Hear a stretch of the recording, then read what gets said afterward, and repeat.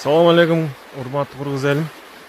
Биз ушул айылда чоңойгонбуз, 25-ке толгонбуз, 25 жыл болду.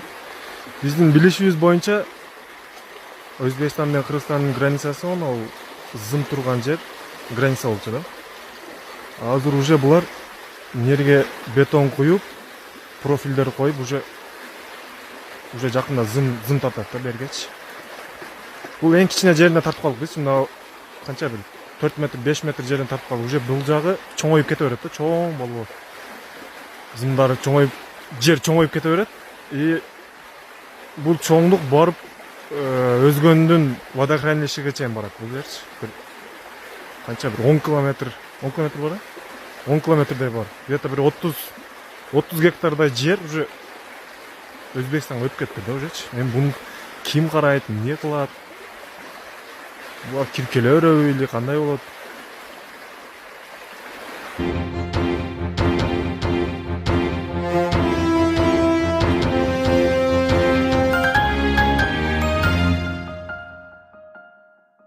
Ихсан Групп ЛТД кооперативинин директорлор кеңешинин төрайымы кармалды. Бул тууралуу Ички иштер министрлигинен билдиришти. Маалыматка караганда Ички иштер министрлиги алдамчылык, ишенип берилген мүлктү ыйгарып алуу же коротуу менен кылмыш ишин козгогон. Март айынын башынан бери Кыргызстандын булуң бурчунан Ихсан Групп ЛТД кооперативине кирген жарандардан арыздар түшкөн. Ички иштер министрлигинин маалыматы боюнча жабырлануучулар түзүлгөн келишимдердин негизинде 4 жана 7% өлчөмүндө кирүү акысын, ошондой эле мүлктүн баштапкы төгүмдөрү 25, 35 жана 50% өлчөмүндө төлөшкөн. Бүгүнкү күнгө чейин кооперативдин мүчөлөрү турак жай, унаа ала элек.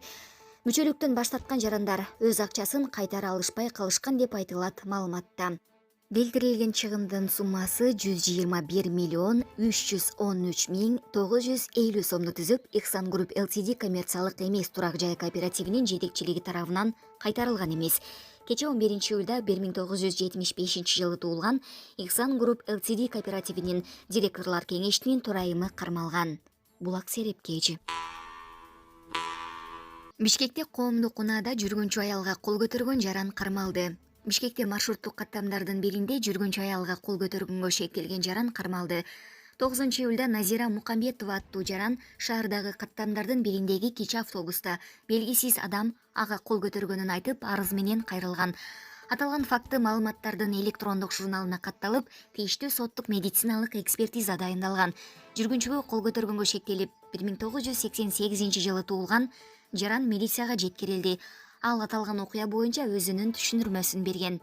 Учурда бул иш боюнча тиешелүү материалдар топтолуп, мындан ары иликтөө иштерин жүргүзүү үчүн Октябрь райондук ички иштер бөлүмүнө өткөрүлүп берилди. Ошол эле учурда милиция кызматы арыздануучунун укук коргоо органдары өз убагында чара көргөн эмес деген айыптоолору негизсиз экенин билдирди. Белгилей кетсек, буга чейин Назира Мукамбетова аттуу Facebook колдонуучусу коомдук унаада белгисиз адам сабаганын, милиция чара көрбөй жатканын айтып чыккан. Булак Суберкежи. Ысык көлдөгү Жуука шуусунда мөңгү урады. Жети Өгүз районуна караштуу Сырт өрөөнүнүн Жуука шуусунда мөңгү урады. Бул тууралуу Өзгөчө кырдаалдар министрлигинин басма сөз кызматы билдирет. Маалыматка ылайык, жерине Жети Өгүз райондук Өзгөчө кырдаалдар бөлүмүнөн 2 офицер жана жайыт комитети жогорку кеңештин кызматынан ыкчам топ координациялоо иштерин жүргүзүүгө жөнөп кетишкен. Болжол менен жерине чейинки аралык 100 чакырымды түзөт дешти Өзгөчө кырдаалдар министрлигинен. Белгилей кетсек, 8-июлда ал жерде жүргөн туристтер окуяны видеого тартып алышкан. Алдын ала маалыматка караганда мөңгүнүн кулашынан эч ким каза болгон эмес, 2 адам жеңил жараат алган. Булак кабар кежи. Эмгек министрлиги 92 кыргызстандык Түштүк Кореяга иштөө үчүн кетти.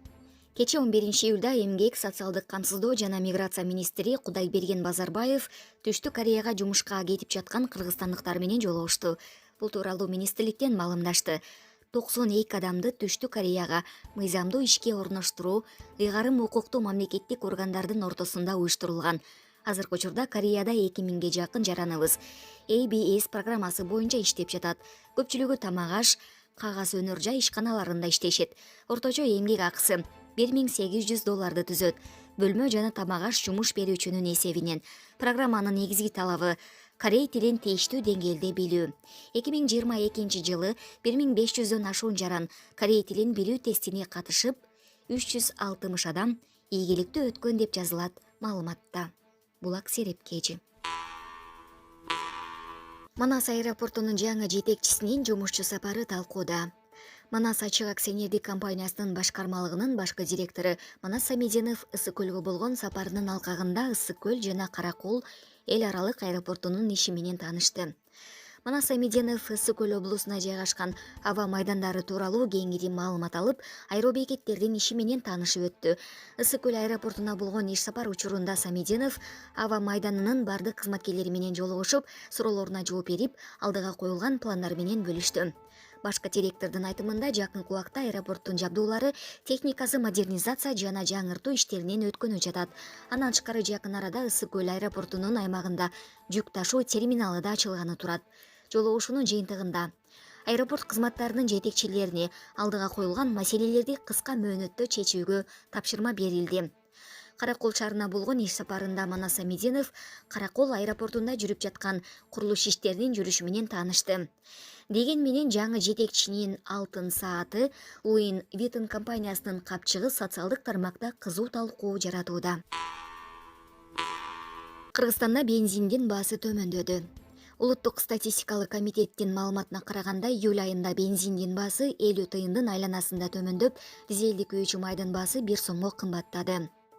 Маалыматка ылайык, июнь айынын орто ченинде А95 үлгүсүндөгү бензиндин орточо баасы литрине 66 сом 16 тыйын болсо, июль айында 65 сом 82 тыйын болду.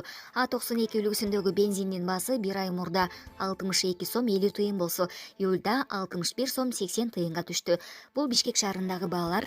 Баткен облусунда А95 үлгүсүндөгү бензин 70 сомдон, А92 үлгүсүндөгү бензин 66 сомдон ашуун турат. Бул аралыкта дизелдик күйүүчү майдын баасы орто эсеп менен 1 сомго кымбаттады. Июнь айында 1 литр дизелдик майдын орточо баасы 64 сом 60 тыйын турса, июльда 65 сом 80 тыйынга чыкты. Баткен облусунун айрым райондорунда 1 литр дизелдик күйүүчү май 70 сомдон сатылууда. Күйүүчү майдын баасы Кыргызстанда акыркы жарым жылда 2 эсе кымбаттады. 2021 жылы январда А92 үлгүсүндөгү бензиндин 1 литри 35 сом болчу. Статком күйүүчү майдын кымбатташына Украинадагы согуш, ага байланыштуу доллар курсунун туруксуздугу себеп деп маалымдоодо. Сууга агып бара жаткан баланы алып чыгып, куткаруучулар сууга кирип кеткен окуя Кыргызстанда болгон эмес. Соц тармактын колдонуучулары сууга агып бара жаткан баланы куткарып, өздөрү сууга кирип кеткен куткаруучулардын видеосу менен бөлүшүп жатышат. Видеонун качан, кайсыл жерде тартылганы айтылган эмес. Сереп медиа маалымат агенттигине өзгөчө кырдаалдар министрлигинен видео Кыргызстанда тартылбаганын билдиришти. Ал эми Казакстандын ЖМКлары видео Казакстанда тартылбаганын өзгөчө кырдаалдар министрлигине шилтеме берүү менен жазып чыгышты.